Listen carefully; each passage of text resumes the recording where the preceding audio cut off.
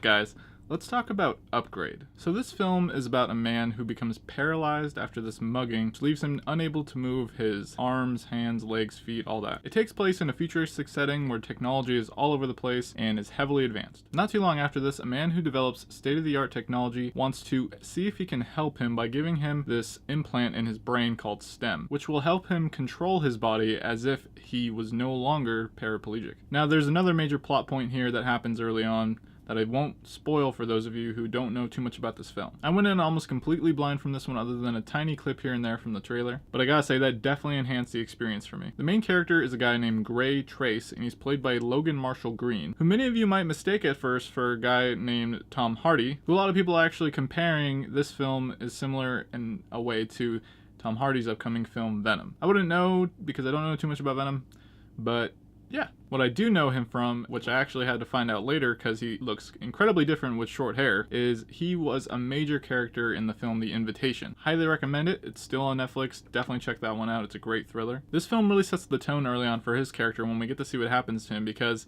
you really get to feel for his situation, and I think it does a great job of kind of putting us right in his place very early on. Also in this film is Betty Gabriel, who many will recognize from Get Out, another film I recommend. She plays Detective Cortez, who's trying to help Gray find the people who did this to him and someone else. The man who created the STEM product is Aaron Keane, who is portrayed by Harrison Gilbertson. I've never seen him in a film before, but I really enjoyed his character. I wish he was a little bit more developed, kind of like the detective. But every time he's on screen, he just has this really weird vibe, and you kind of have a bad feeling about him. Now, if there's maybe one flaw I will say in relation to that is I kind of had a feeling about his character. I was heavily surprised by the way they subverted things in the end. Some people might say this film could warrant a sequel. I won't say why, but I really hope it doesn't. I think this one should stand alone. Not every film needs to be turned into a franchise. Now, one of the other major pluses about this film is the action sequences. When STEM takes over Gray's body, he hears a voice in his head that kind of reminds me of like an AI that we see in something like Her. Only in this film, he can fully take over Gray's body for him so long as he allows it.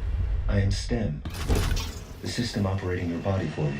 This creates for a lot of really fun and great humor at times, because when Gray ends up getting in a fight with somebody, for example, he's not controlling his body, so he's seeing all this happening and his face is just almost in shock and horror at all of it because he knows he is not capable of doing it himself. I really enjoyed a lot of the way this film was shot. It's directed by Leigh Whannell. I really hope he does some more directing in the future. This is only the second film he's directed other than Insidious Chapter 3. The camera work was really great. A lot of the stylistic editing. This film has some really cool stuff that's really going to shock you.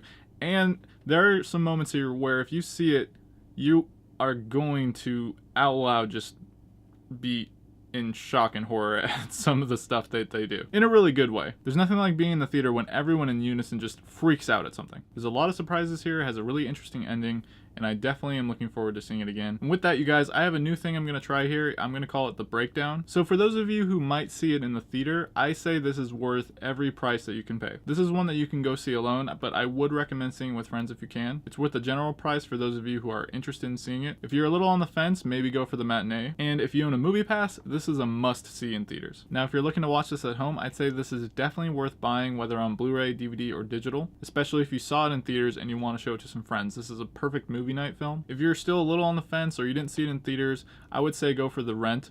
Maybe check it out on Amazon or somewhere else that you can stream it digitally. Or if you still have Netflix DVD, they might have it there. Now, if you're super on the fence and this is something you would never normally watch, I would say see if you can wait it out. Maybe one day it will be on a premium cable channel, Netflix, or Amazon. Since I feel this movie is worth seeing in every one of these formats, it is among my top recommendations for you to see. Upgrade performs better, faster, and stronger than expected, with a great central character, shockingly unique action sequences, and a surprising amount of smart humor, making for a 2018 sleeper hit. And that's why this film is a diligent pick. So guys, I want to know what you thought of Upgrade.